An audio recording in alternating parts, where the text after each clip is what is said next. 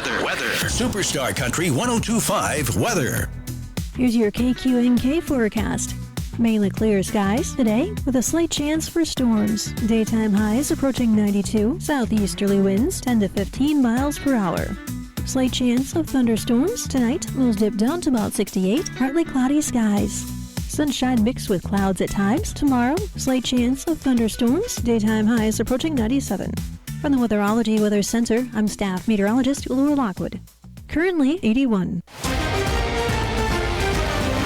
Covering Kansas and Nebraska, this is KQNK News on Classic Hits Q106.7 and Superstar Country 102.5. This Kansas Information Network update is brought to you by Eaton Roofing and Exteriors.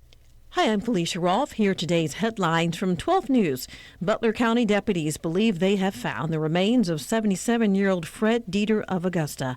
Deputies say they were found in a wooded area a mile from where he went missing June 13th. Dieter was reportedly in the early stages of dementia. The Chiefs named Kansas City-based Populous as the lead design architect for their new trading facility and team headquarters on 155 acres in Olathe. The Chiefs say more details and renderings will be released in the coming months. The Kansas Court of Appeals denies the Kansas Secretary of State's request to keep Senate Bill 4 in effect for the primary election. A court blocked that law last week, which would eliminate the so-called 3-day grace period. And Wichita, Felicia Rolfe, 12 News. You're listening to the Kansas Information Network. Summertime in Kansas. We've got heat, humidity, and the occasional tornado. But this August 4th, we've also got a constitutional amendment on the ballot. And that amendment is totally misleading. See, the people pushing the amendment say it's about voting for judges. But in Kansas, you already vote on state Supreme Court judges. So here's what it's really about. That amendment will turn fair and impartial judges into paid-for politicians, letting billionaire political donors buy seats on the court and rewrite the law in Kansas. That's why you have to vote no. So while you're beating the summer heat, do the right thing for Kansas. Vote no on the Supreme Court Judges Amendment. Don't give billionaire political donors the power to buy seats on the court, because the Kansas Supreme Court should never be for sale. Vote no on August 4th. Paid for by Kansas United for Impartial Courts, Chair Micah Kubik. I'm Joanna. Your KQNK News is being brought to you by the Norton County Hospital, providing the best care right here at home. The American Red Cross has declared an emergency blood shortage after the nation's blood supply dropped nearly 25% in June. Donations have fallen sharply since the end of May, while hospitals are using about 3,500 more units of blood each week than expected during the busy summer trauma season. The shortage is especially critical for platelet donations and blood types O positive and B negative. The Red Cross says blood can't be stockpiled because it has a limited shelf life, and someone in the United States needs a blood transfusion every 2 seconds. Without enough donated blood, hospitals could be forced to delay care for cancer patients or limit treatment in emergency rooms, operating rooms, and labor and delivery units. If you'd like to help, there are several upcoming blood drives across our area. In Norton, donations will be accepted on August 11th from 9 to 3 at the Norton County Hospital. Other opportunities include Plainville on August 3rd, Bogue on July 31st, Waukene on August 6th, and Atwood on August 12th. The American Red Cross Donation Center in Hayes also has appointments available throughout July and into mid-August, with additional drives scheduled at Hayes Med. As a thank you, everyone who donates through July 31st will receive a Fandango movie ticket by email, good for up to $15 toward a movie ticket and fees. Work to resurface an 18-mile portion of US 183 in northern Phillips County is expected to begin the week of August 3rd. The Kansas Department of Transportation project includes a mill and overlay on US 183 from the north city limits of Phillipsburg to the Nebraska state line. During construction, traffic will be reduced to one lane where crews are actively working and directed by flaggers and a pilot car. Travelers should expect delays of up to 15 minutes. KDOT reminds motorists to stay alert, follow posted posted signs and refrained from using handheld mobile devices in all active work zones. Work is expected to be completed in late September, conditions permitting. Venture Corps of Great Bend is the primary contractor for the $4.3 million project.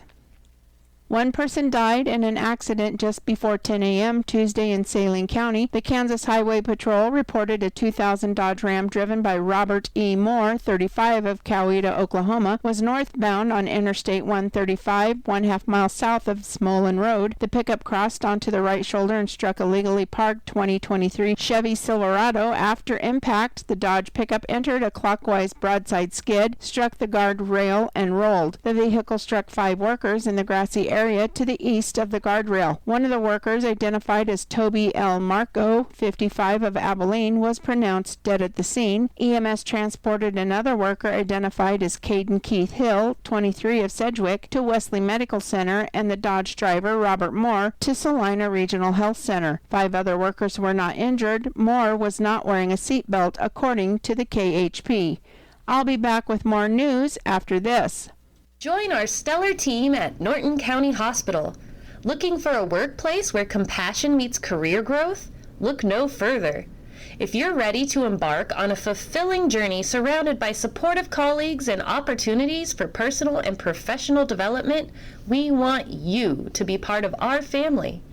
Explore exciting career offerings and our comprehensive range of benefits, including capers, on the Career tab at ntcohosp.com.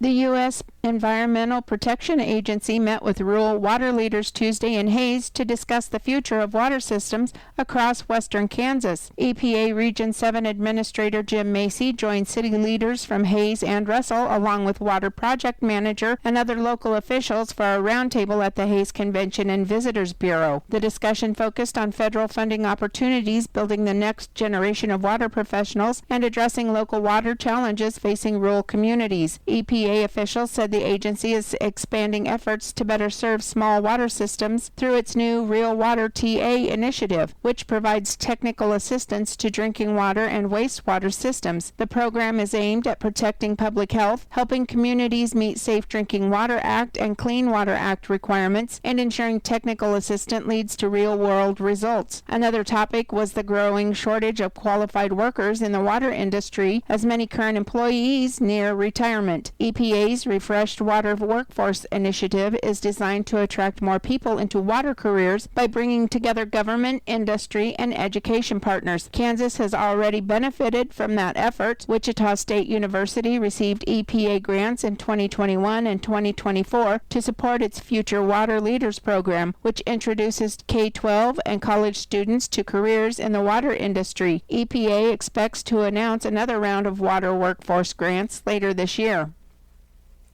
A man charged in connection with a fatal shooting on a bus in Wichita will face trial. On Friday, Judge Kathleen Watson ruled that there's enough evidence for 34-year-old Travis Finney to stand trial in the fatal October shooting death of 54-year-old Reginald Griffith, who was a passenger aboard a Wichita transit bus, according to the Sedgwick County District Attorney's Office. October 16th, police responded to a report of a shooting at South Meridian and West Burton in Wichita. When officers arrived, they found a 54-year-old Reginald Griffith suffering from a gunshot wound to the upper body. Sedgwick County EMS pronounced him deceased on scene. Investigators determined that both Finney and Griffith were passengers on the bus and knew each other. In October, Finney was charged with first-degree murder, criminal possession of a weapon, and probation violation in the shooting death. Finney remains jailed on bonds of over $2 million, according to online jail records. He's scheduled for an arraignment hearing on August 27th, according to the district attorney's office. Rose Marie Van Patten, 70, of Almena, Kansas, passed away on July 20th at Logan Manor in Logan, Kansas. Survivors include her husband Tony Van Patten of Almena, sons Ben Van Patten of Phillipsburg, and Matt Van Patten and wife Hillary of Almena, sister Carol Dennehy and husband John of Wichita Falls, Texas, as well as 10 grandchildren and 4 great-grandchildren. A memorial service will be held on Saturday, August 1st at 10 a.m. at the Olaf Boyv Memorial Chapel in Phillipsburg, with Pastor Dan Dilley officiating. Burial will follow at the Mount Hope Cemetery in Elmina. Friends and relatives may sign the book on Thursday from 9 a.m. to 5 p.m. and Friday from 9 a.m. to 9 p.m. The family will receive friends and relatives for a visitation on Friday, July 31st from 5 to 7 p.m. at the Olaf Boev Memorial Chapel in Phillipsburg. Memorial contributions may be made to Logan Manor Community Health Services. Arrangements have been entrusted to the Huguenin Family Funeral Homes. I'm Joanna. Your KQNK News was brought to you by the Norton County Hospital. You can call the Norton County Hospital at 785-877-3351 for all your healthcare needs. Kansas Agriculture Network News. Good day, everyone. I'm Greg Akagi. Farm production costs were mixed last year, but not in 2026. Looking back a year, farm production expenditures are estimated at $490 billion for 2025, which was up from the previous year by about 2%, right around 1.9% for total production expenses. With the largest increase as expected in livestock and poultry, according to USDA Chief Economist Justin Benavidez. The latest farm expenditure report shows crop farm spending dropped more than 6.5%. Total crop inputs, so we think about chemicals, fertilizers, and seeds, were about $70.6 billion, which generally accounts for about a third of total crop farm expenditures. And they, in some cases, were flat, and in some places went up. It was a bit of a mixed bag. Fast forward to this year, as farm input costs soar. Fertilizer is up year over year by 5% for ammonia and up to 37% for DAP. Since 2020, fuel and oil are up 32%, seeds 18%, labor 24%, and borrowing cost 71%. The Iran war, Chinese fertilizer export restrictions, and sanctions on Russian exports have all hiked U.S. farming costs.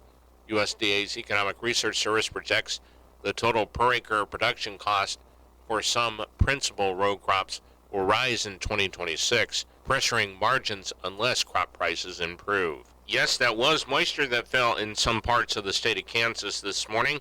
Will we have more chances of that through this warm/hot weather that we have seen? We'll get the latest 6 to 10 day and 8 to 14 day weather outlook coming up here this afternoon to see whether or not we have more chances for moisture. This is the Kansas Ag Network.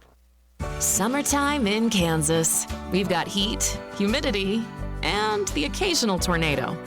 But this August 4th, we've also got a constitutional amendment on the ballot. And that amendment is totally misleading. See, the people pushing the amendment say it's about voting for judges. But in Kansas, you already vote on state Supreme Court judges. So here's what it's really about. That amendment will turn fair and impartial judges into paid-for politicians, letting billionaire political donors buy seats on the court and rewrite the law in Kansas. That's why you have to vote no. So while you're beating the summer heat, do the right thing for Kansas. Vote no on the Supreme Court Judges Amendment. Don't give billionaire political donors the power to buy seats on the court, because the Kansas Supreme Court should never be for sale. Vote no on August 4th. Paid for by Kansas United for Impartial Courts Chair Micah Kubik. Kansas Agriculture Network weather. I'm meteorologist Michael Carroll on the Kansas Agriculture Network. For this afternoon, as one upper-level disturbance continues to work eastward, still a chance for at least some scattered shower and storm activity from far north central into far eastern portions of Kansas for this afternoon. For central into western portions of the state, largely looking to stay dry. Then for tonight, as a more pronounced upper-level trough begins to work in from the west, a chance for some scattered showers and storms this evening back into western Kansas, and again spreading eastward as we head later into tonight, and likewise into your Thursday morning. For northwest Kansas, for this afternoon, we'll have mostly sunny skies with high temperatures reaching up into the lower part of the 90s. We'll have our winds out of the east and southeast at 5 to 15 miles per hour. Into north central Kansas, for this afternoon, a slight chance for some scattered showers and thunder showers with high temperatures climbing up into the lower to middle 90s. We'll have our winds out of the east and southeast at 5 to 15. For northeastern Kansas, for this afternoon, partly to mostly cloudy skies with a chance for scattered showers and storms. High temperatures looking to reach up into the lower part of the 90s. We'll have our winds out of the east at 5 to 10. For southeastern Kansas, can't rule out a slight chance for an isolated shower or storm this afternoon, otherwise partly sunny skies, with high temperatures reaching up into the middle part of the 90s. Winds will be out of the east, 5 to 10 miles per hour. Into south central Kansas for this afternoon on the hot side, high temperatures ranging from the mid-90s to lower 100s, especially down to near Medicine Lodge. We'll have partly sunny skies, those winds out of the southeast at 5 to 15. And we'll see clearing skies across southwestern Kansas this afternoon. High temperatures in the upper 90s to lower 100s. Winds turn southeast 5 to 15. This is the Kansas Ag Network. Let's take a moment to breathe. Deep inhale. Extend your spine. Remain focused on what you're doing. If safe to do so, exhale slowly, leaning to one side. Inhale back to center. If safe to do so, exhale slowly to the opposite side. Find mental health resources at loveyourmindtoday.org. This message is brought to you by the Huntsman Mental Health Institute and the Ad Council. Ty Masterson doesn't just talk about taking back Kansas, he's doing it. Masterson passed a law stopping data centers from jacking up our electricity rates, banned China from tapping into our power grid, eliminated state income tax on Social Security, cut taxes, and put $2 billion back in your pocket. Action versus talk. That's why President Trump endorsed Ty Masterson, because he will take back Kansas. Paid for by Ty Masterson for governor, Tom Devlin treasurer. Thanks for listening to KQNK News, serving classic hits Q106.7 and Superstar Country 102.5. Stay connected to your community 24/7 at KQNK.com. And never miss a beat. Grab the free KQNK app for your smartphone. The High Plains Country Station. Superstar Country 102.5.